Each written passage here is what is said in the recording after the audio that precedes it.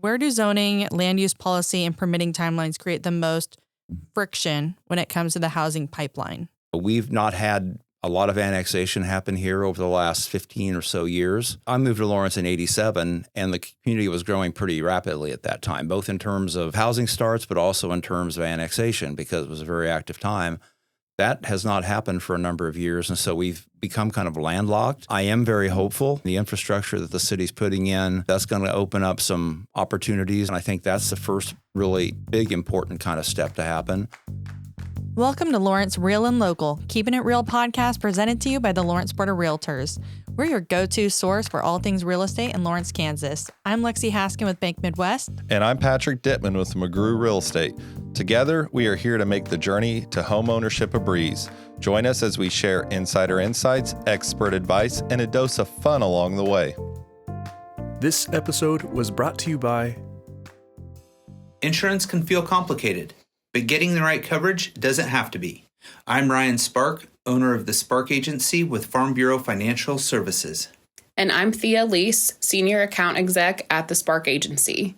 Since 2013, we've helped families and businesses in Lawrence make confident insurance decisions. We're proud of the long-term relationships we've built and being there when clients needed us most. Call us at 785-841-0073 for a simple, no-pressure review. We'd love to help. Welcome to Lawrence Real and Local, Keeping It Real podcast by the Lawrence Board of Realtors. My name is Lexie Haskin with Bank Midwest. And I'm Patrick Dipman with McGrew Real Estate. And we are joined today with Steve Kelly. He is for people online, I'm reading it because he is quite qualified. He's the Vice President of Economic Development of the Chamber and of Douglas County Economic Development Corporation. So welcome, Steve. Thanks for allowing me to be here. And it is long, I agree. So give us some of your background, your history. Just tell us about you. Okay. I grew up in Northeast Kansas, up in the Valley Falls, Oskaloosa area. Went to K-State undergrad. Went back to the home area. My dad was in agriculture, was a farmer, and he passed away the summer I graduated.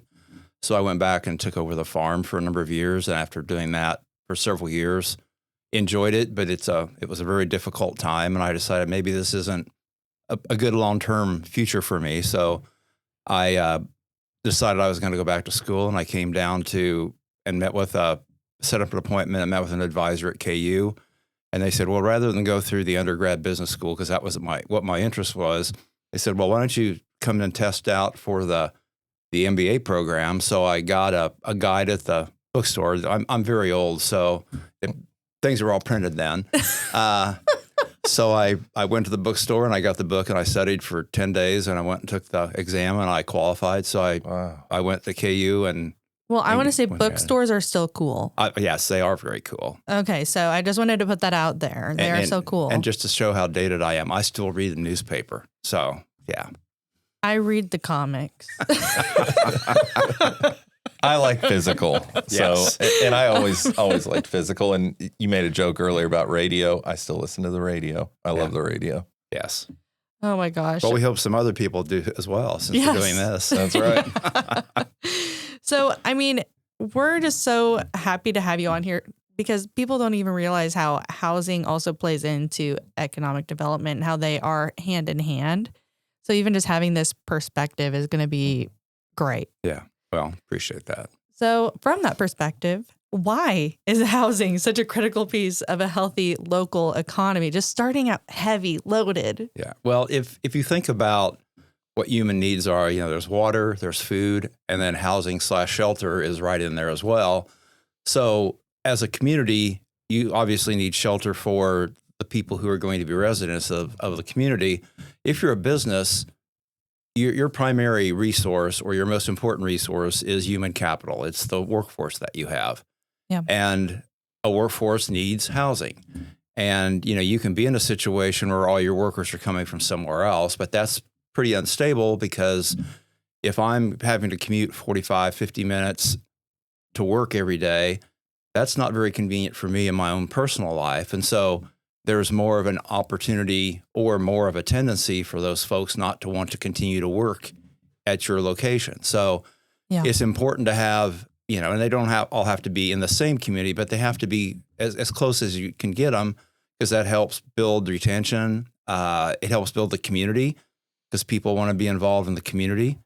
And I think particularly in Lawrence, we have some great advantages here. Our location is incredible, but it also creates challenges because people can live other places. Mm-hmm. And we would prefer to have the people here for their own benefit and for our benefit, to have the ability to live in the community. And because of Lawrence and the qualities it has, the university and the amenities, it's a very attractive place to be. So people want to live here. And then we have the advantage that people come from all over the state, all over the country to come to school at KU. And then they go, well, this is a really nice place. I'd like to live here. And so you have demand for a variety of reasons. And we've been in an unfortunate situation where we haven't had the supply to meet that. So people at all levels, and you talk about workforce housing. Workforce housing is at all levels, because if you're in a situation where, for an individual at any kind of level in terms of their economic income or their socioeconomic status, they're wanting to be in a place that's competitive. And if the communities around you have better pricing for the same amenities, then the tendency is going to be to go to that. Yeah, go elsewhere. And we would love to have more people that have an opportunity to not only enjoy Lawrence for the lifestyle, but also be able to work here and make their lives a little bit easier. And so having housing, again, quality housing at all different levels, I think is really, really important. And it's, in the old, and you read about, the kind of the 30, 40 years ago, the culture was like IBM. I've been moved, because you were expected to just kind of follow the job. People don't do that now. People want to live in a place where they want to be. And I know my children anyway are in their 20s and 30s, they look at the location as much as a job, because I think they feel if you've got talent, you've got skills, you will find an opportunity to work, you will find a career, but they want to be somewhere that they enjoy the lifestyle. Yeah. And I think we offer that. And so it's a great advantage. We just have not been able to provide the housing at the level and at the prices and the numbers that really meet what I think the demand is. Because correct me if I'm wrong. It has been a problem that has been looked at too, that we've been wanting to retain some of the younger workforce that has been going elsewhere just because they can't afford the houses that we currently have here. But that's true. And I think it cycles through in a lot of things. If you look at some of the struggles or the difficulties the school districts had, great school system, great school district, but we have been at a level of affordability that can't meet the requirements or the needs of younger families that have multiple children. Mm-hmm. And so those folks are forced in many cases to go somewhere else because they can't afford to live in Lawrence, because their incomes won't support the kind of housing situation that we're having.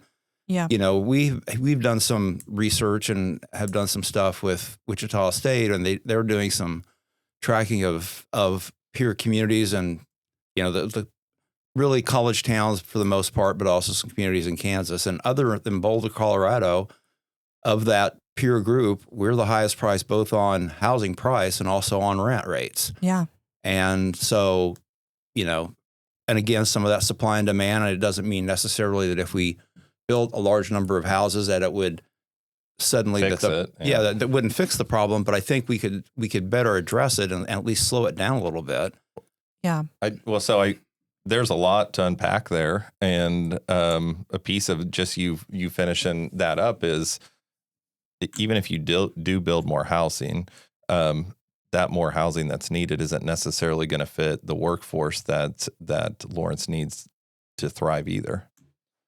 Well, I think it's going to have, there's, as I said before, there's housing needs at all levels. Yeah. And I think not only does it provide, new housing for folks, but it also starts to open up the market. So you've got some movement and some churn, if you want to call that. That's not always necessarily. I call it move-up housing. Yeah, if you can create housing at even higher levels, then you're going to help people move up and offer new opportunities for others. Right. And I think we've been for the last number of years in kind of a situation where there are quite a few examples of people who maybe were from here originally or went to school here and then went off and have done very well, but want to come back and live in Lawrence. And they're coming from, from the coast, maybe where housing is at much higher prices. They still look at Lawrence as a bargain. But then when you don't have enough activity and enough volume of sales or sales opportunities in the market, they come back and they're competing with a young family. Mm-hmm.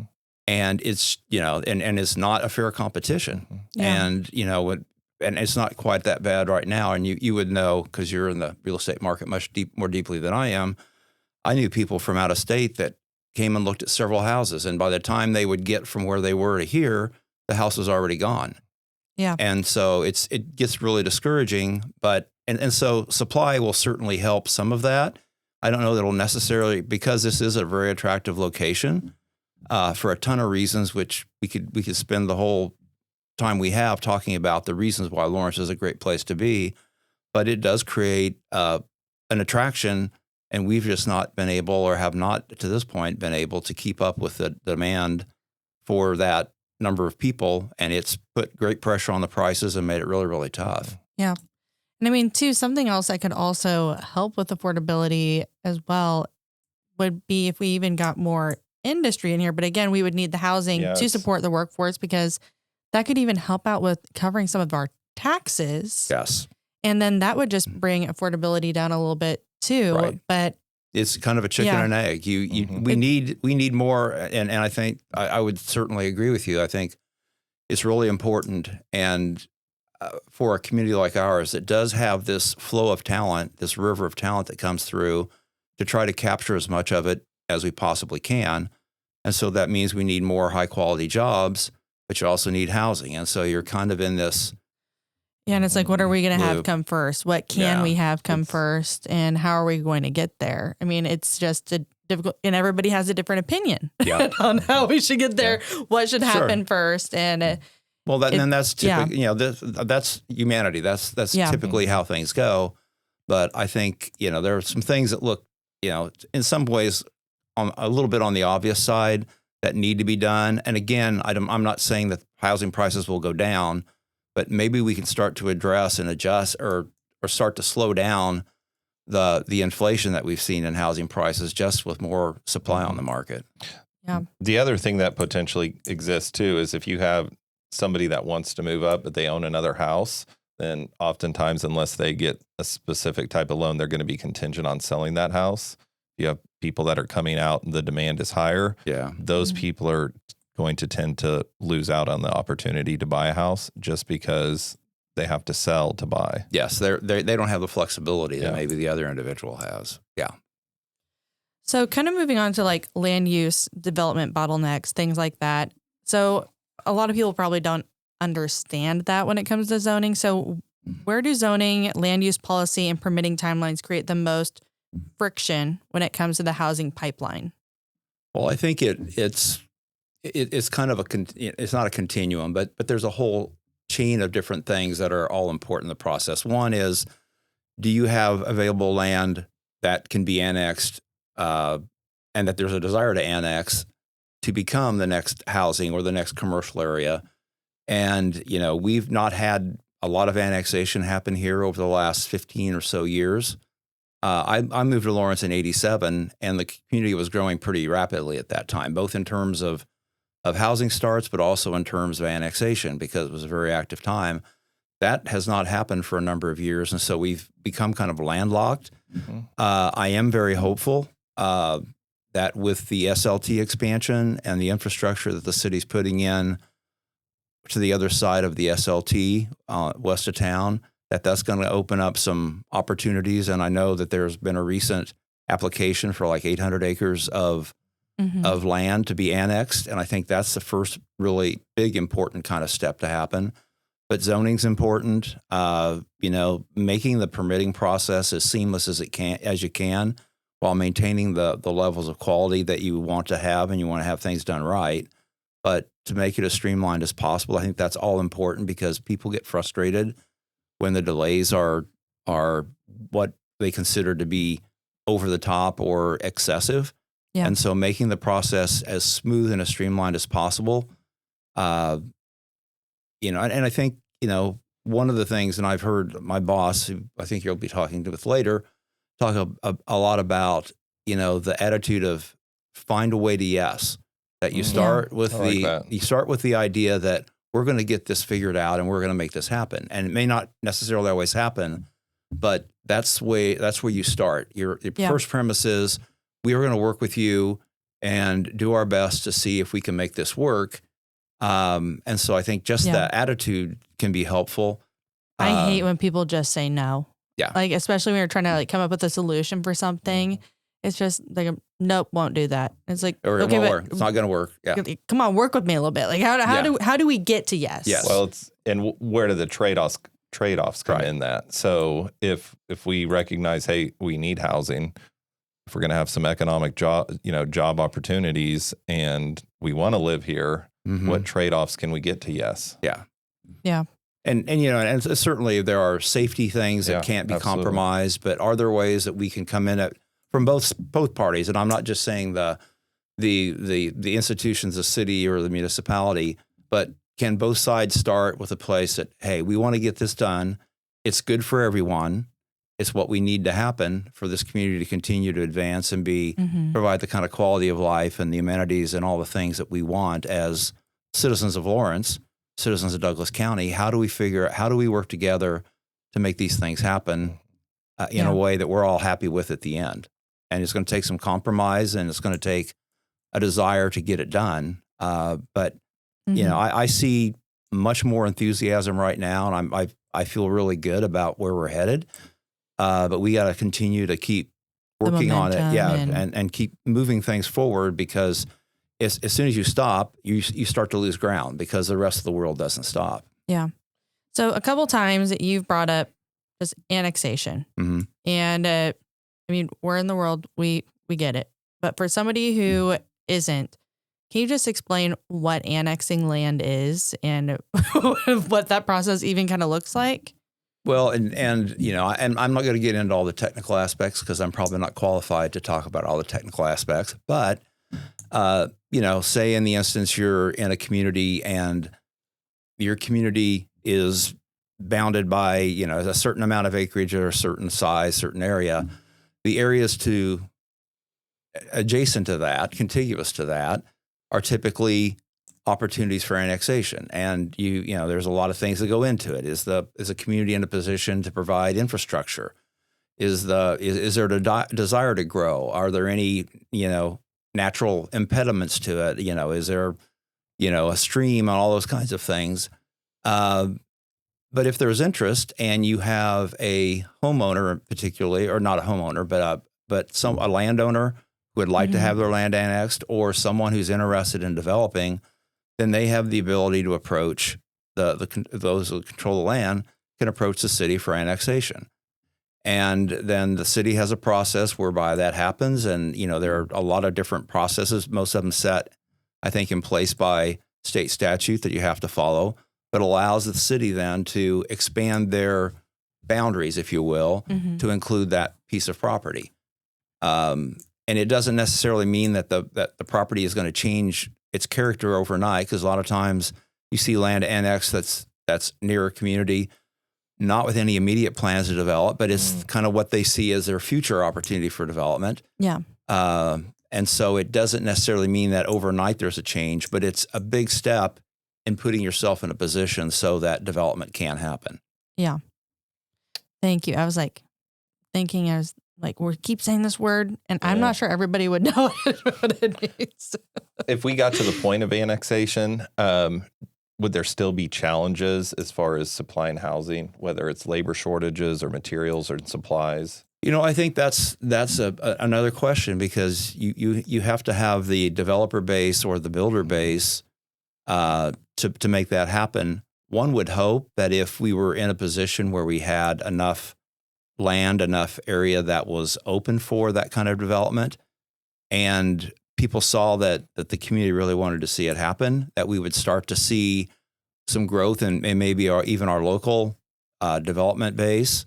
Because I think, again, this is going back 20 years or so.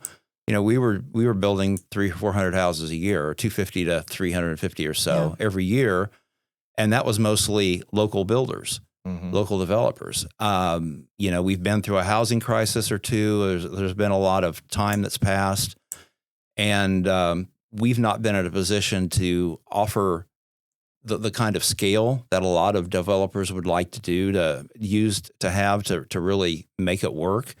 But if you had larger acreage, and a developer and builders could look and say, well, there is enough market here and enough land available that we can do something not only this year and have a couple of projects, we can do stuff for the next 3 or 4 or 5 years.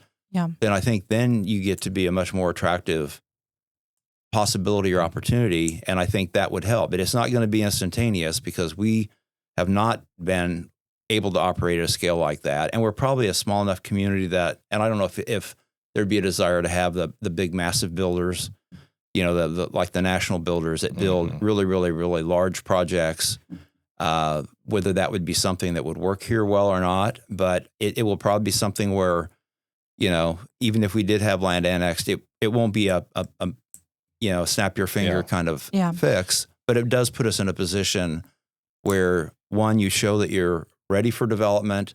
If the infrastructure is in, as it is going in across the SLT, that's certainly an encouragement because it shows that there's seriousness about making things happen. And then if you have willing landowners who have been through that process and maybe some of them still retain some involvement with the land from a development purpose, then you're much further along that process and those steps. I have a question before we go too much further. Since you also work for Douglas County, are you seeing more successes or interest in some of our other communities? I think Baldwin and Eudora both have been more aggressive on housing than Lawrence has, and especially Baldwin recently. Yeah. They've done a lot on the housing side, and I think Eudora is working pretty hard at it. With their proximity to Panasonic, that I think they feel, and probably rightfully so, that they're 3-4 minutes, 3 or 4 miles from the Panasonic plant, that what's happening over there in the former Sunflower munitions facility is a good opportunity for them. And so they've been a little more active, and they probably had are in a little better situation in terms of the land immediately surrounding them being more more ready for development. If you look at Lawrence, we have some wetlands, and we have floodways, we got rivers, we've got some, as I said before, natural impediments that kind of get into that equation. But yes, I think that they've been pretty aggressive and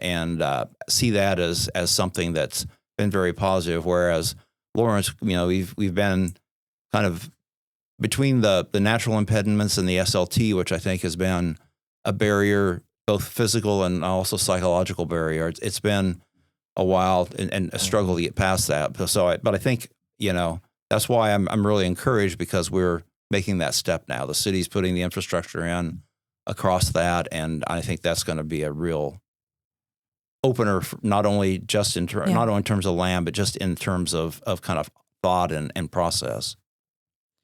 So what happens when demand outpaces the workforce needed to build the homes? I think a couple of things happens. One, if you have, again, a market where it appears that there are opportunities, enough activity and building opportunity to encourage builders to get into this market, you may have some builders from other markets that try to enter. You can have, the local builders start to scale up, and, we've got Peasley Tech here. So, there's some opportunities for training and get people up to speed. I think those things can happen.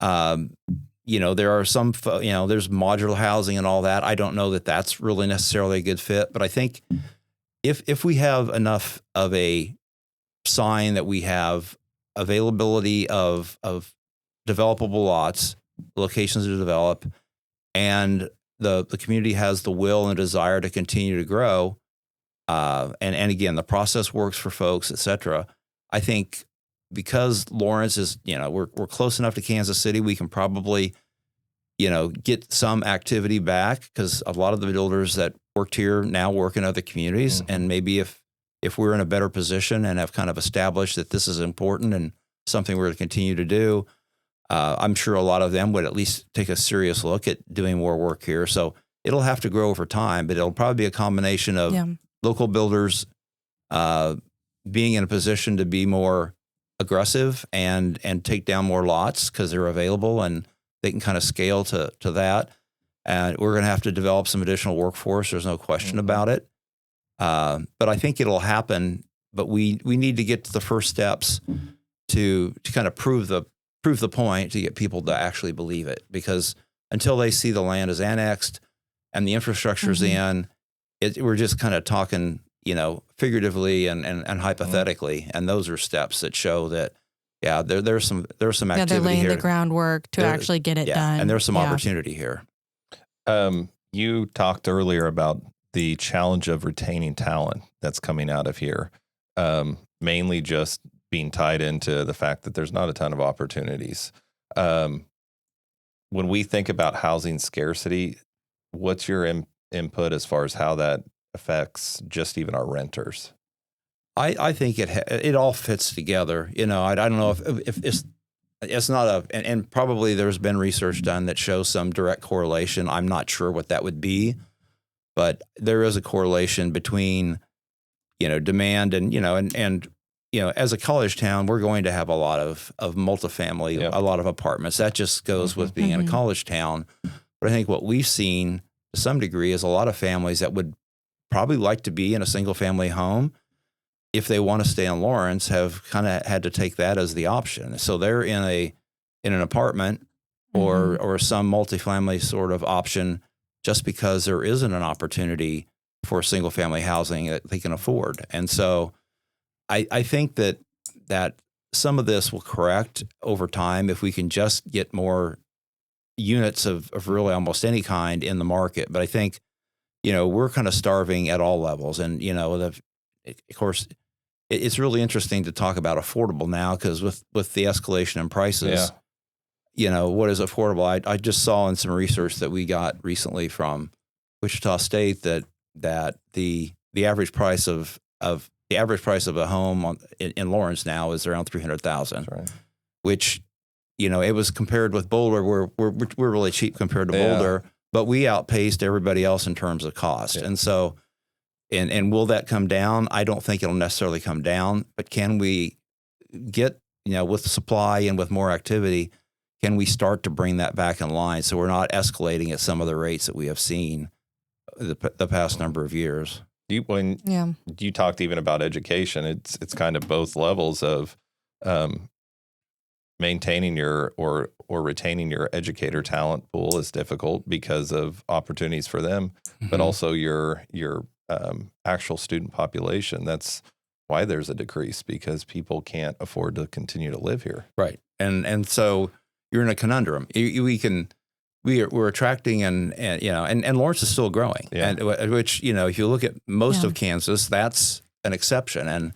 And I've seen some research that over the next 50 years, Lawrence/Douglas County is projected to be the fastest growing, not in terms of pure numbers, but on a percentage rate, over the next 30 or 40 years, which I don't doubt is a possibility. So when you have that kind of opportunity for demand and there isn't supply, there are always going to be people at some level that can probably afford to live here. But we need, the community needs young people with families, because that's the lifeblood of a community. And we're not very competitive, or it's difficult for a lot of people to live here. So, and you look at Lawrence, from the standpoint of some of the things that make Lawrence a really, really attractive place to be and a place that people want to come is, the restaurants, the entertainment venues, all the hospitality and the retail opportunities that are really unique to Lawrence. A lot of those folks are not making big money. So we don't want to be, I think, in a situation where we're already there to some extent, where the people that are part of our community and are working in our community can't afford to live here. We need to provide some options that make it possible for people to, and people can make a conscious choice. If you want to live here and drive to Kansas City, there's no reason that there's nothing wrong with that. But it would be nice to give people more options so that if they chose to live and work in Lawrence, they could do both. And I think supply will help that. I think there's, but it's not going to be an overnight fix. But I think if we can start to address some of those issues that have really constrained our ability to create housing, to have locations to do housing, that'll start to help the problem. And Lawrence will still grow, and it will still be a competitive market. I have no doubt about that. But maybe it won't be this hyper competitive situation that we've had where prices have escalated so much, and because there's so little stock available, you have multiple people who have all sorts of different income levels that are kind of competing for the same housing because they want to live in Lawrence. And you've got this, there's very limited options. And so if you want to live in Lawrence, this is where it's going to be. And so everybody's kind of fighting over the same house because there's just not any other options. Yeah. So how can public and private sectors collaborate to address these housing needs? Well, I think that, certainly, I think my boss is going to talk some about the chamber's involvement, so I'm not going to steal any of her thunder. Steal her thunder. I was trying to get you to steal her thunder. No. I'd be in trouble for that. But I think that it's really important because, I think that some of it is education. I think that sometimes people, see housing escalating and they think that folks are trying to get rich off of the buyer, and that's not really the case. Certainly, if you're a builder or a developer, you have a lot of risk involved, and there's a lot of money at stake, and you need to make money so that you continue to do business. But it's not all about pure greed. It's about trying to make things cost effective. And I think a lot of builders would like to build, lower priced housing, but just the cost of all the elements between the land and the inputs now, it's really, really hard to buy a house to build a house, at the price that a lot of people have in their mind is an affordable house. And so, more options, and, we've seen some things done, have, the row houses being done. And again, not that that's necessarily an inexpensive option, but it's another type of housing. I think that, smaller lots can help. There's a lot of things that can be done, but we're going to think I need a mix of housing. And I think even as we develop across the SLT, I think that needs to be a mix of housing too. There's a demand, and I think people need to have options that can fit their price range. And so I think, there'll be some creative development, and, certainly some of it will be smaller lots and smaller houses, but I'll leave that up to the folks who are the developers and the folks who are the planners to really decide what that looks like.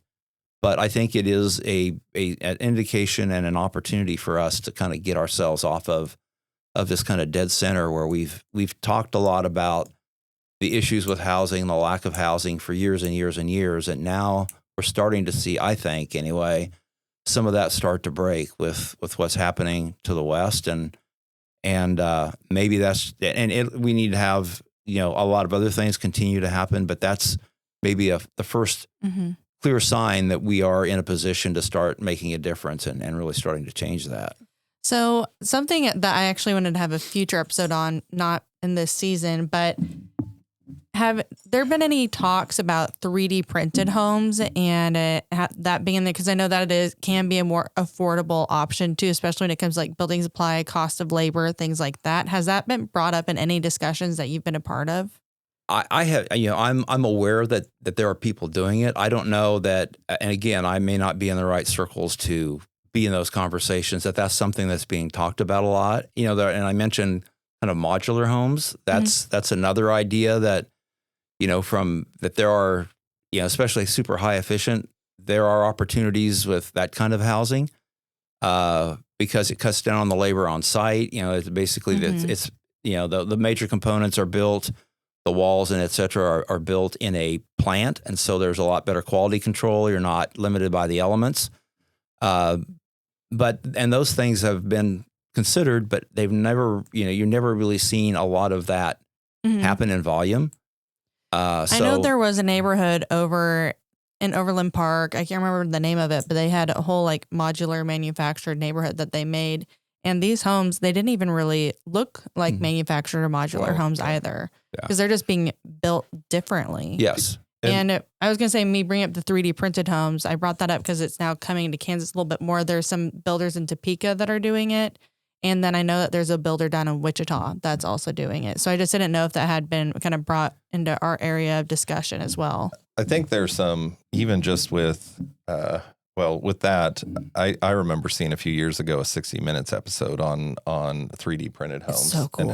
and how they're doing it. But I remember even meeting somebody who was doing something in Topeka with walls that are basically multi-layered so that they can go together pretty quickly. I do know, just like oftentimes with general public like knowledge on things, when they even think of modular, in their head they envision a mobile home. Yes. But that's not what a modular home is. No. Mm-mm. And so modular homes oftentimes, I mean, they're probably 3 to 4 pieces that are built in a temperature controlled area, and they're put on a foundation, they're put on a slab, they're put on all sorts of things. And so they're actually really neat, and most people can't tell the difference. Yeah.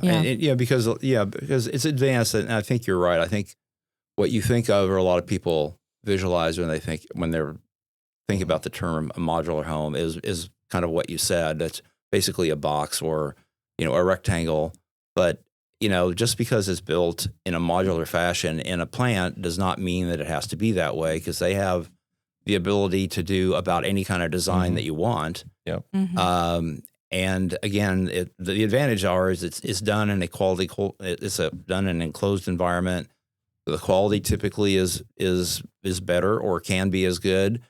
You can build in a lot of features that are kind of difficult to duplicate in the field, and it doesn't take the labor. I've seen a modular home put together and erected, and they put. It was amazing how fast, because as they're built to fit together, and you need to have the equipment to do it, but it can go really, really fast. And so I'm sure there's people that are considering it and have looked at it. Whether that becomes a trend, I don't know. I think that, whether it's Lawrence or anywhere else, I think there needs to be a good look taken at all these different options and considered whether this is a new way that we could do it that would be more efficient, that would be more cost effective, and enable maybe more houses to be built in a time frame than it would with stick built houses. That was just me being curious. So I know too that when some of these things are discussed, or even when we talk about new businesses or just industries in general coming to our area, people do get really concerned about preserving the character of Lawrence, the character of our community. And what are some ways that we can increase housing supplies, increase jobs, while still preserving Lawrence and the character of it? Because I feel like that's where a lot of the pushback does come from. Well, I think to some degree, the character of Lawrence is really the people. And, we have a community where people are, again, very, very well educated. And again, one of the advantages of being in a college town, but a very high level of education, and people that are very passionate about a lot of things. And then they're not all the same things. Any group of people can vary on that. So I think we have people that are interested in having a quality community. And that's why, processes here sometimes take a little longer, because there's a lot of input. There are a lot of people who have interest, which is, certainly laudable. But I don't think that the fact that the community is growing necessarily is a harbinger of losing your way, so to speak, or losing your character. Because if you drive around town now, you see some of the developments that have been kind of tucked in areas where, maybe there was an area that was open, or maybe some older houses that have been demolished, and houses have been built there that really fit into the neighborhood that really fit into the character that's existing. And I think if we're smart about doing that and, make a conscious effort to try to accommodate the interests of different folks in those areas and provide opportunities and some variety of things, I think it can work. Yeah. The thing that sometimes, not sometimes, but oftentimes gets in the way is I think, a lot of people feel very strongly about a number of different things and feel very supportive until it's in their neighborhood. Yeah. And I think that we have to understand that maybe, you certainly want to preserve the character of the neighborhood, but you also have to have some level of open mind that, because it's been this way for however long doesn't mean that that's necessarily the best way going forward. And we need to find ways, again, as we started the conversation, to compromise and figure out what are those things that are important to all of us, and begin with that as the initial opening premise, and then work from there and find out what things can we agree on and try to build in a way that can accomplish what we're trying to do while not, destroying some of the character, if you will, of the community. And the charm of it all. And the charm. Before we move on to fact and fiction, what's one thing that residents should understand when they hear debates about housing development? I think that they shouldn't be fearful. I think the discussions about housing development are important discussions for the community.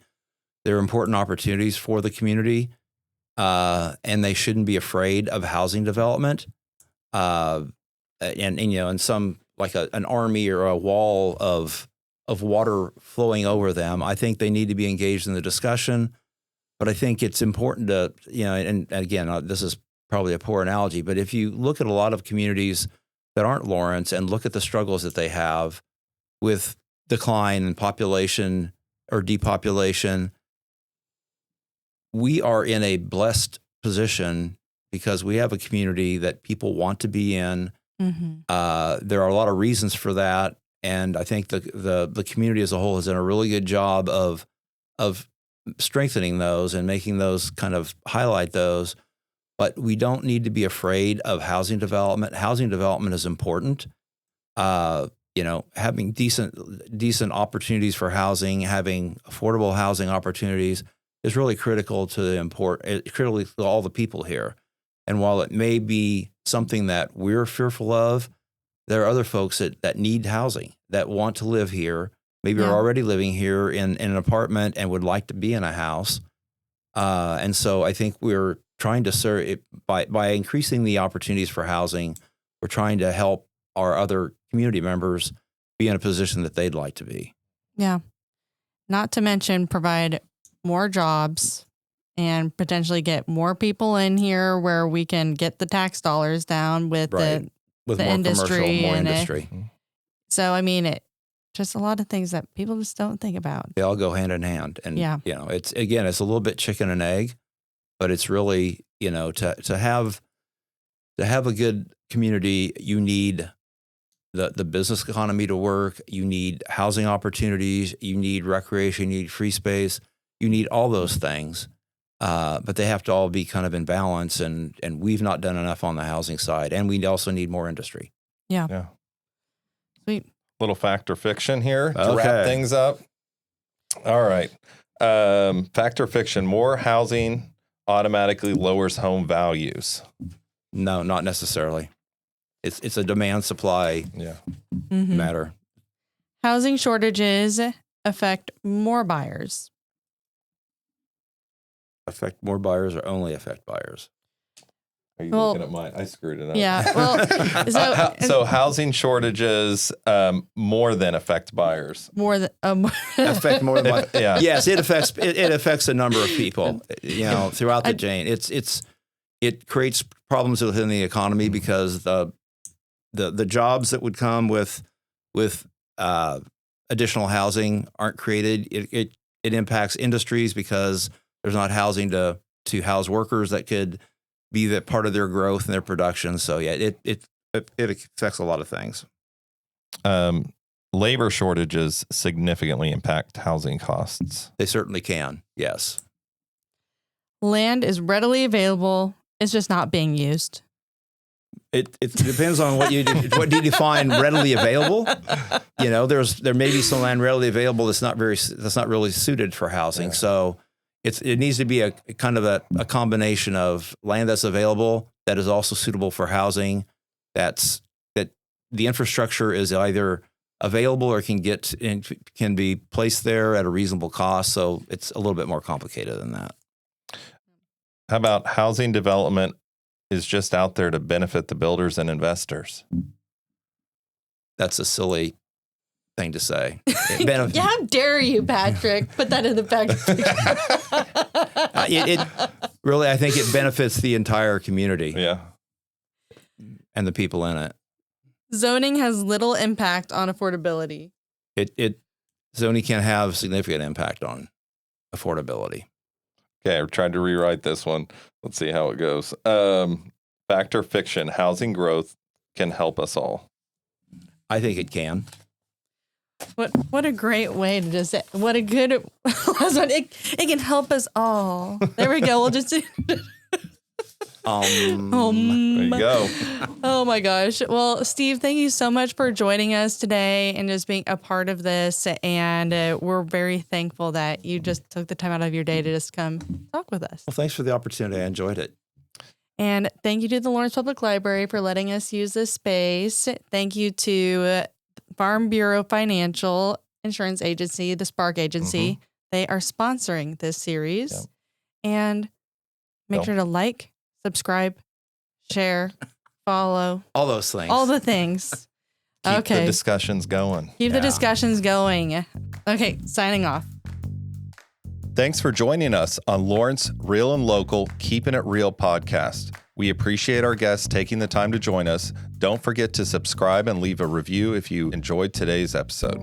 For more information, please visit us on the web at www.lawrencerealtor.com. And remember, whether you are buying, selling, or simply dreaming of buying your future home, we're here to help. Until next time, keep it real. And happy house hunting.